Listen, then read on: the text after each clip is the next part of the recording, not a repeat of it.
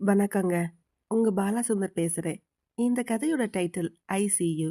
அதாவது இங்கிலீஷ்ல ஐ C you. கதையோட டைட்டில் மாதிரியே கதையும் கொஞ்சம் வித்தியாசமான காதல் கதை தான். உங்களுக்கு இந்த கதை ரொம்ப பிடிக்கும்னு நெனைக்கிறேன். கதைக்குள்ள போவோமா?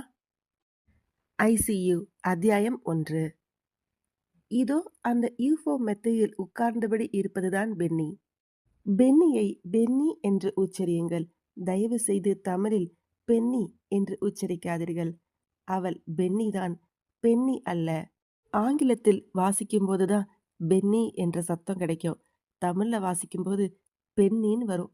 அதனால அவ பேர பென்னி என்று தமிழ்ல உச்சரிக்காதீங்க. பென்னி அன்று இரவு எப்போதும் போலவே 3 கடவுள்களிடமும் வேண்டுதல் செய்துவிட்டுத்தான் கண் அயர்ந்தாள். தந்தை கிறிஸ்டியன், தாய் இந்து என்பதால் 2 கடவுள்களை